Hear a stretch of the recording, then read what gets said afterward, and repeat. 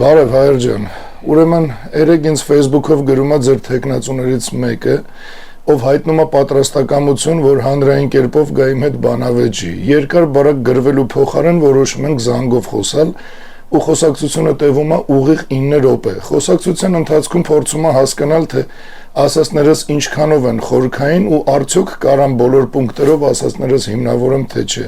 Ու երբ հասկանում է, որ ինչ ասում եմ դրա հիմնավորումներն ունեմ,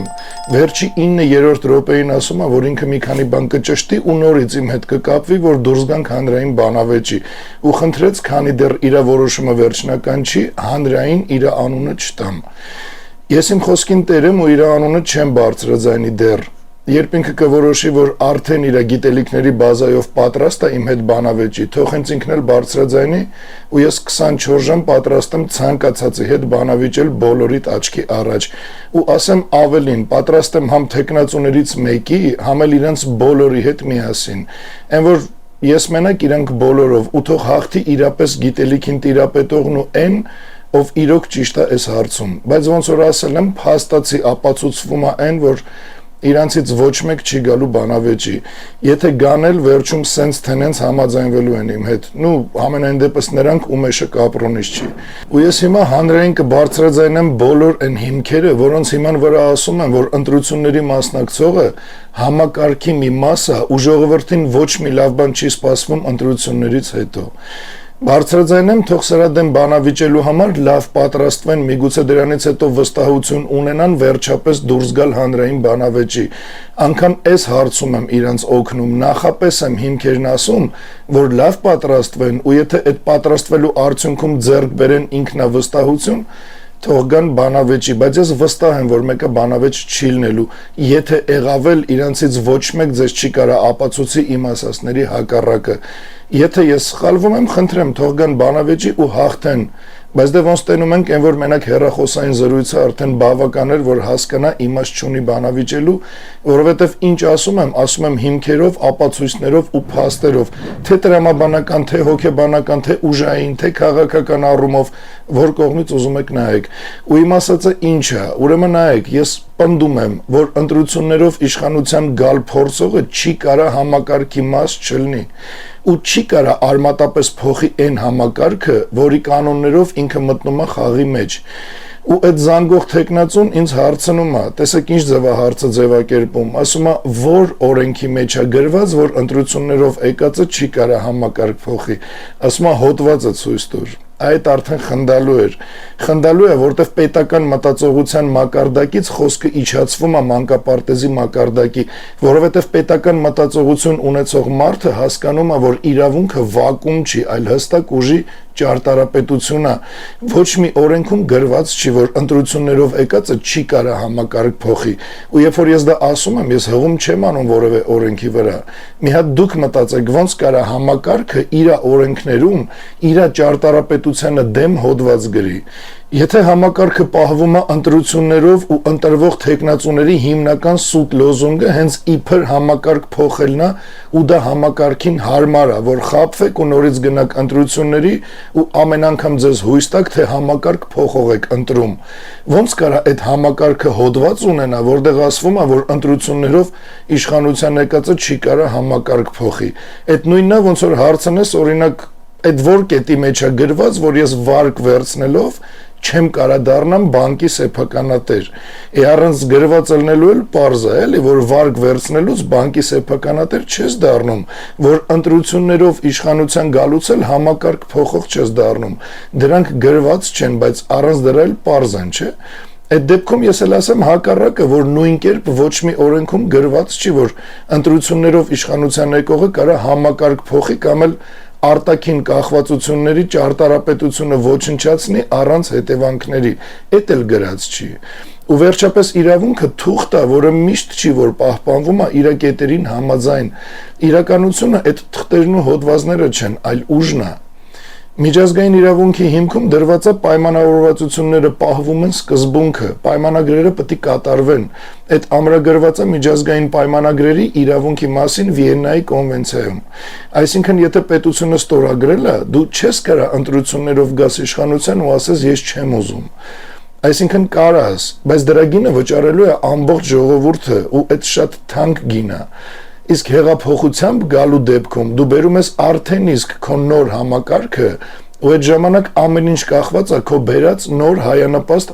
համակարգի կանոններից, ոչ թե այն հայակործան համակարգի, որը քեզ թույլ է տվել մասնակցել տվյալ համակարգի կանոններով ընտրություններին։ Այս իրավական փաստ է, բայց այս մենակ առաջի շերտն է։ Ի տարբերություն իրական հեղափոխության, ընտրությունները փոխում են դեմքը, ոչ թե ճարտարապետությունը։ Ու պատմությունը լիքն է այս օրինակներով։ Եկեք որպես օրինակ վերցնենք Զելենսկիին։ Եկավ չակերտավոր նոր դեմք, բայց գործած գոյություն ունեցող անվտանգության համակարգի ներսում ոչ մի բան չփոխվեց ու Ուկրաինան գնաց գլոբալ համակարգի սցենարով, ոնց որ նախատեսված էր դեռ շատ վաղուց։ Այսինքն համակարգ չփոխվեց։ Հա, ու ձեր սիրելի թեկնածուն որպես ինձ հակադարձման պատմական օրինակ բերեց Սահակաշվիլիին։ Ասում է, բա Սահակաշվիլին էլ հեղափոխությամբ եկավ իշխանության, բախի համակարգ չփոխեց։ Այն ինչ ես իրան ասել եմ հեռախոսով, հիմա ասում եմ նաև ձեզ հանրային կերպով։ Նախ ամեն հեղափոխություն չի, որ համակարգից դուրս է։ Նիկոլը ձեզ օրինակ 2018-ի հեղափոխությունը զուտ համակարգային խաղ էր, որ ժողովրդին ավելի հեշտ խաբեն, որ ավելի խորքային պատրանք տան ժողովրդին, թե իբր այս երկրում ինչ որ մի բան փոխեց ժողովուրդը։ Նիկոլն ու Սերժը չակերտավոր հեղափոխություն խաղարկելով բոլորիս հավատացրին, որ այդ իրական հեղափոխություն է, բայց ոչ մեկս այդ օրերին ուշադրություն չդարձրեց նրան, որ Նիկոլը թեկուզ եւ որպես ընդդիմադիր, բայց այդ նույն համակարգի մի մաս էր։ Այսինքն ինքը արդեն իսկ կայացած էր այդ համակարգում որպես падգամավոր, որպես համեմատական օրինակ նայեք մեզ։ Լույսի բանակը ոչ էս համակարգի падգամավոր է, ոչ էլ ընտրություններում թեկնածու։ Այս այն բանալի կետերից է, որի վրա անպայման պետք է ուշադրություն դարձնեք։ Այսինքն համակարգ մերժողը, համակարգի դեմ լինողը չի կարա դրա մաս կազմի, իսկ դրա մաս կազմողը խաղում է ընդամենը ձեր հույզերի վրա, խաղում է ընդդիմադիր ու իր դիրքորոշումը ընդամենը որոշ անձերի ու դեմքերի դեմ է, իսկ համակարգը այդ թույլ է տալի, որ ավելի բնական հակառակ բևեռներ ունենա, բայց երբ դու դեմ ես ամբողջությամբ այս համակարգին, ոչ թե դրա դեմքերից մեկին, դու երբեք չես կարա այս համակարգի մասը լինես, թե որպես ընդդիմադիր, թե որպես առավել եւս իշխանություն։ Մի հատ ավելի պարզ օրինակ բերեմ ու անցնենք Սահակաշվիլիի օրինակին։ Տեսեք, մեր այսօրվա խորհրդարանական ընդդիմությունը ինքը ցույց է տալի, որ դեմ է Նիկոլին, բայց ինքը Հայաստանը կախվածությունների մեջ պահող համակարգին դեմ չի։ Ինքը պատրաստ է Նիկոլին գահանկեց անի, ինքը գա իշխանության, ու Հայաստանը պահի Ռուսաստանից կախվածության մեջ։ Դրա համար էլ շարունակում ամանալ այս համակարգի մեջ որպես ընդդիմություն, ու հենց իրանք էլ առաջ են քաշում այն կեղծ ու ստրկամիտ թեզը, որ եթե Ռուսաստանի ստրուկ չեք ուզում լնեք, գնացեք Թուրքի ստրուկ եղեք, այսինքն ամեն դեպքում քարոզը ստրկությունն է, իսկ այդ ստրկությունը հայի համար քարոզում է մենակ այս ներկայիս համակարգը, իսկ դա նշանակում է, որ հային ստրկացնող համակարգին սրանցից ոչ մեկ դեմ չի, ոչ իշխանությունը, ոչ էլ ընդդիմությունը, իսկ ինչով են տարբերվում գալիք ընտրություններին մասնակցող թեկնածուները, մեկը քարոզում է Ամերիկայի ստրուկ լինել, մյուսը Եվրոմիության, մյուսը էլի ընդդիմության պես Ռուսաստանի ու տենց շարունակ, այսինքն էլի չկա Հայաստանը կախվածությունների մեջ պահելու համակարգին դեմ դիրքորոշում։ Ու հիմա ձեր այդ թեկնածուի նման կարաք դուք էլ օրինակ բերեք Սահակաշվիլիին ու ասեք հենա ինքն էլ հեղափոխություն արեց, բայց համակարգը չկարողացավ փոխել։ Ուրեմն նայեք, այն ինչ ասել եմ ձեր թեկնածուին, հիմա ձեզ էլ ասեմ։ Անգամ հեղափոխականը, երբ ասում է, որ պետք է համակարգ փոխվի, ինքը պետք է հստակ ասի, որ համակարգը, ինչ խորությամբ ու որ մակարդակում։ Այսինքն, եթե մեկն ասում է, որ ինքը փոխելու է մենակ կառավարման համակարգը, օրինակ պարլամենտականից նախագահական կամ հակառակը, այդ ընդհանրապես ներքին վարչական կառուցվածքի փոփոխություն է, ոչ թե երկիրը կախվածության մեջ պահող գլոբալ համակարգի, որովհետև համակարգը ունի 3 շերտ՝ ներքին վարչական կառուցվածք, քաղաքական ինստիտուտներ ու արտաքին ուժային կախվածությունների ճարտարապետություն։ Հեղափոխությունը կարա փոխի առաջի երկուսը, բայց երրորդը փոխելու համար պետք է ուժային բալանսի վերաձևափոխում, ինչը չարեց Սահակաշվիլին։ Այս արդեն աշխարհաքաղաքական մակարդակ է։ Այսինքն մենակ հեղափոխությունը բավարար չի, եթե ինքը չի հենվում ազգային ինքնաբավ ուժի վրա։ Եթե հեղափոխությունը կախված է արտաքին աջակցությունից, ոնց որ այդ Սահակաշվիլիի ու Նիկոլի դեպքում էր, ապա այդ հեղափոխությունը կփոխի մենակ դեմքերը, բայց կախվածության համակարգը կմնա նույնը։ Լույսի բանակի առաջարկած վերածննդի հեղափոխությունը հենվում է բացառապես ժողովրդի վրա ու կառուցվում է ինքնաբավ տնտեսական, ռազմական ու քաղաքական հիմքի վրա, ու այդ այն երաշխիքն է, որ մենք փոխելու ենք նաև արտաքին կախվածությունը։ Այսինքն հարցը մենակ հեղափոխություն ընդդեմ ընտրության չի, հարցը ինքնաբավություն ընդդեմ կախվածության է։ Այո, հեղափոխությունը անհրաժեշտ պայման է, բայց ոչ բավարար։ Առանց ազգային ինքնաբավ ռազմավարության նույնիսկ հեղափոխությունը կարա սահմանափակվի։ Ընտրությունը գործող խաղի կանոններով, իսկ հեղափոխությունը փոխում է խաղի կանոնները ի սկզբանե։ Բայց եթե հեղափոխությունից հետո դու չես փոխում ուժային հավասարակշռությունը, ինչը չարեց Սահակաշվիլին ու չարեց Նիկոլը, ապա արտաքին ուժերը նորից կփորձեն իրենց ազդեցությունը վերականգնել ու վաղ թե ուշ դա իրենց մոտ ստացվելու է։ Էլ չեմ ասում, երբ դու ի սկզբանե այդ ուժերին արդեն տեղ տված ես գալի իշխանության ու նորից ոնց որ արեց Նիկոլը։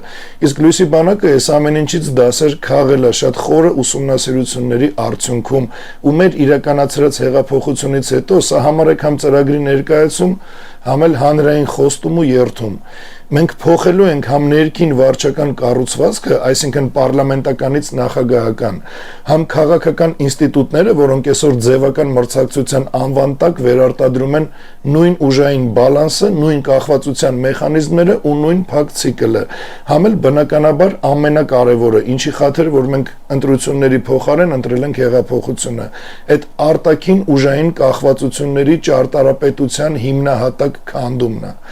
Մեր հեղափոխությունը ոչ թե անձերի մասին է, այլ համակարգերի իներցիայի։ Այս համակարգերը ունեն ինքնապահպանման բնաստ։ Եթե դու գալիս ես նույն ընտրական օրենսգրքով, նույն վարչական ապարատով, նույն ֆինանսական կախվածություններով ու նույն ուժային կառույցներով, դու արդեն խաղում ես այս նույն խաղի կանոններով։ Պատկերացրեք, կա խաղ, որտեղ կանոնները գրված են ուրիշի կողմից։ Խաղի դաշտը պատկանում է ուրիշին, դրամարկղը ուրիշի մոտ է, դատավորը էլի ուրիշի նշանակածն է։ Դու ասում ես, ես կմտնեմ այդ խաղի մեջ, կհաղթեմ ու հետո կփոխեմ կանոնները։ Երեխուն այսքան ասես, անգամ երեխան կասի, որ եթե կանոնները թույլ են տալի քեզ խաղալ, այսինքն եթե դու համապատասխանում ես այս հայակործան համակարգի կանոններին, նշանակում է դու վտանգավոր չես այդ կանոնների հեղինակի համար, որովհետև եթե դու իրոք սպառնում ես այդ համակարգին, քեզ իրանց կանոններով չեն խաղացնի, որովհետև ամենակիչը դու ուղակի համապատասխան չես այդ կանոններին, քեզ չեն թողի մտնես այդ խաղի մեջ, ու քեզ կմնա մենակ մի ելք, ու այդ ելքը հեղափոխությունն է, էս է իրականությունը։ Ու հիմա նայեք մի շատ կարևոր բան, համ ես եմ ասում, որ հեղափոխության միջոցով համակարգը կփոխվի, համ ընտրությունների թեկնածուներն են ասում, որ իրանց ընտրվելով համակարգ են փոխելու։ Գիտեք տարբերությունը որն է, որ եթե դու հենվում ես արտաքին ուժերի վրա, եթե քո քաղաքական նախագծի հետևում կա արտաքին աջակցություն, ապա դու կարաս նախնական պայմանավորվածության համաձայն հայտարարես, որ դու կտրելու ես արտաքին կախվածությունը, իսկ նախնական պայմանավորվածությունը հետևյալն է, որ դու դա ասում ես մենակ ընտրազանգված մոբիլիզացնելու նպատակով, այսինքն դուք ինձ խաղացրեք ձեր կանոններով, ես էլի կմնամ ձեր համակարգին հավատարիմ, բայց մինչև ընտրությունները ինչ ասես, խոստանամ, որ ինձ ձեն տան։ Իսկ երբ քո նպատակը իրոք համակարգային փոփոխությունն է, դու չկաս ու չես կարող ալնես ընտրությունների թեկնածուների ցանկում, դու գնում ես մենակ հեղափոխության ճանապարհով, ու դրա համար էլ դու չունես ոչ մի արտաքին աջակցություն, դրա համար է, որ ամիսներ շարունակ մենք ազգասեր հովանավոր ենք փնտրում, ով ունի ֆինանսավորելու հնարավորություն ու կողմը այսօրվա ներկայիս հայակործան համակարգի փոփոխությանը, ու այդ հովանավորներին մինչև հիմա չգտնելու պատճառով է, որ մենք պարբերաբար հանրային դրամահավաք ենք անում։ Էդ էլ ասեմ, թե ինչի մեր խոսքը չի հասնում մեր շարժման պոտենցիալ հովանավորներին, որովհետև մեզ հենց այդ նույն համակարգի կողմից չի տրամադրվում մեդիա հարթակ, ոչ մի հեռուստաալիք չի անդրադառնում ու չի լուսաբանում մեզ, որովհետև գտնվում է համակարգի վերահսկողության տակ, ում ձեռնտու չի մեր ճանաչելիությունը։ Իսկ եթե գտնվի հեռուստաալիք, որը այս համակարգի վերահսկողությունից դուրս մեզ կհրավիրի իր եթերին, ապա այդ ալիքի կյանքը երկար չի տևի, որովհետև եթե հեռուստաալիքը չվերահսկվի, համակարգի կողմից կամ այդ վերահսկողությունից դուրս գա, ինքը ուղղակի կդադարի իր հեռարձակումը։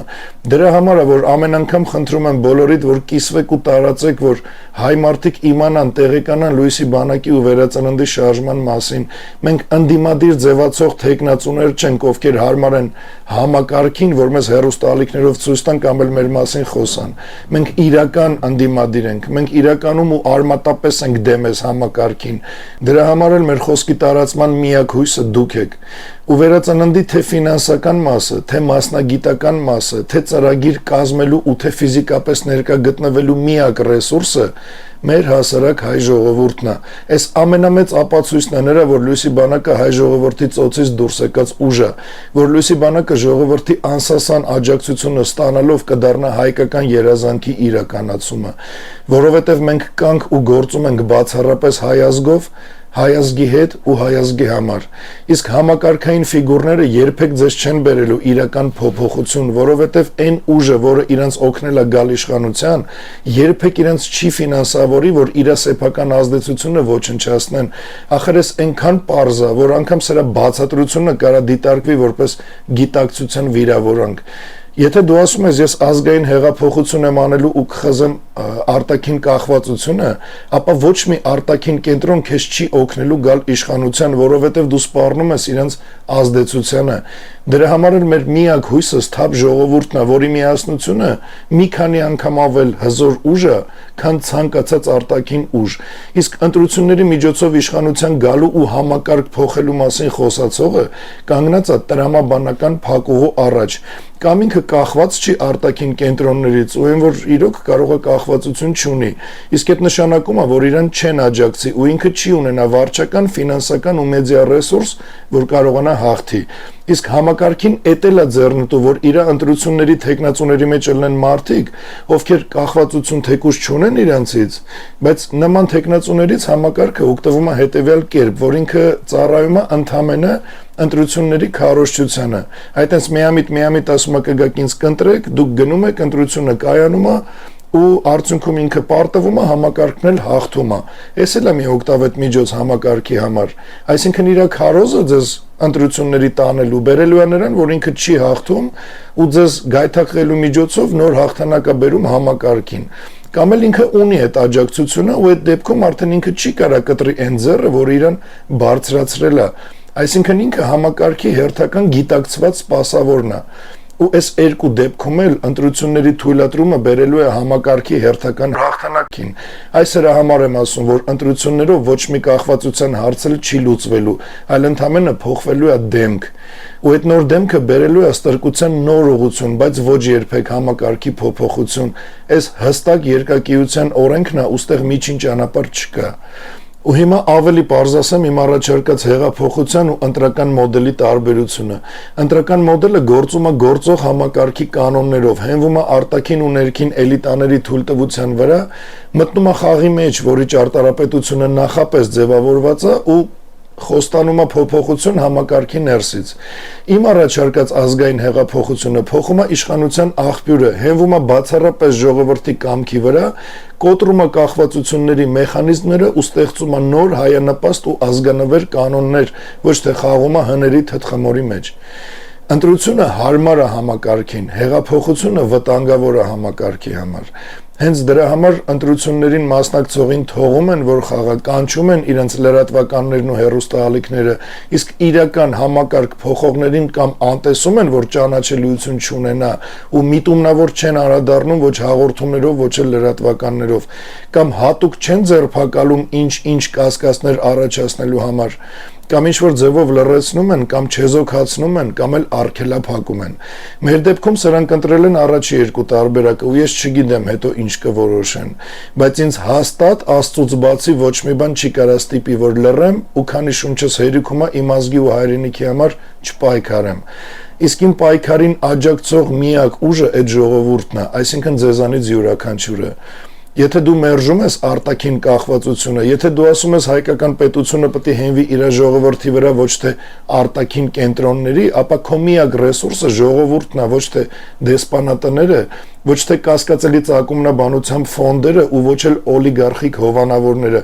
քանի ֆինանսական աջակցությունից են հրաժարվել։ Դրա մասին շատ լավ գիտեն Լույսի բանակի անդամները։ Հրաժարվել ենք, որովհետև հովանավորչության առաջարկը գալիս էր համակարգային սպասավորների կողմից ու դե բնականաբար իրենց պահանջներով համեմված։ Մեզ դրանք չեն պետք։ Մեզ հայամետ ու հակահամակարգային պետականամետ ու ազգային մտածողությամբ հովանավորներ են պետք։ Մեր միակ ուժը այդ մեր ազգն է, իսկ միասնական ազգը մեծ վտանգ է համակարգի համար, որովհետև այդ դուրսը իրենց վերահսկվող դաշտից, այ դրա համար են ամեն կերպ իրենց համակարգային դեմքերին հռչակում իբրև տարբեր բևեռներ ու բոլորիդ պառակտում։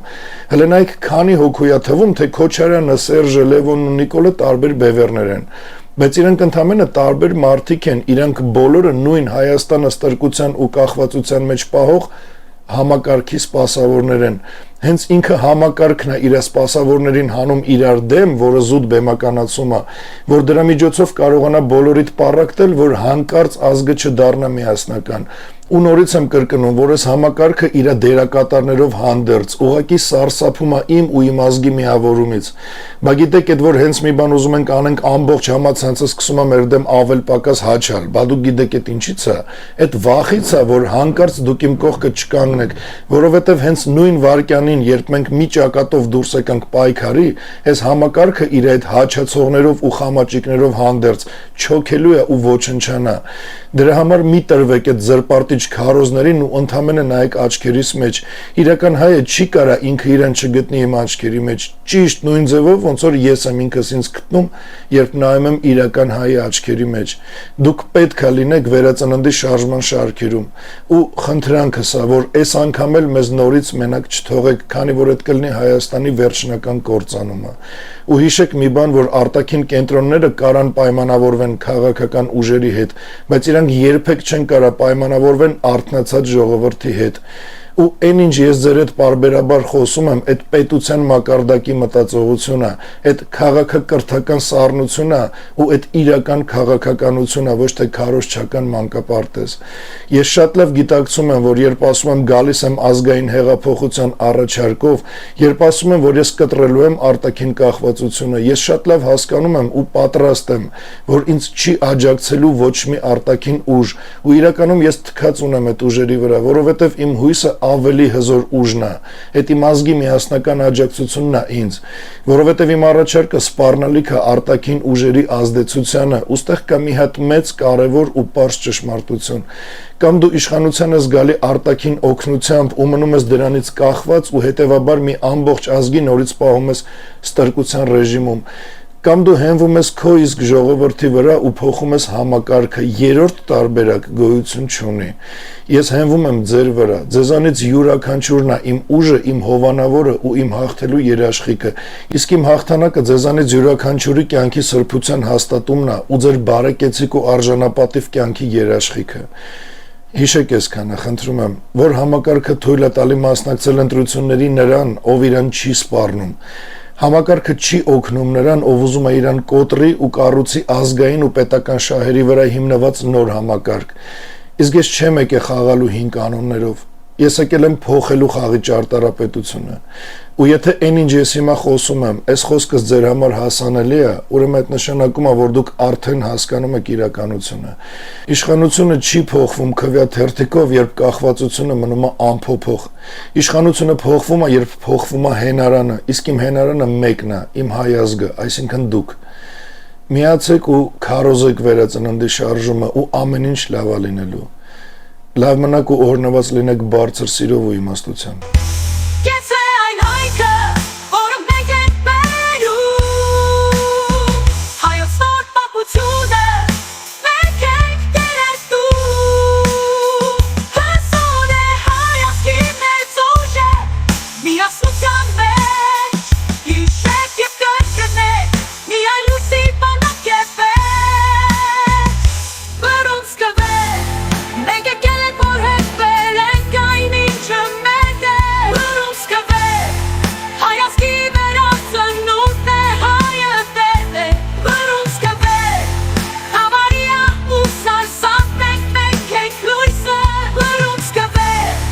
Era só um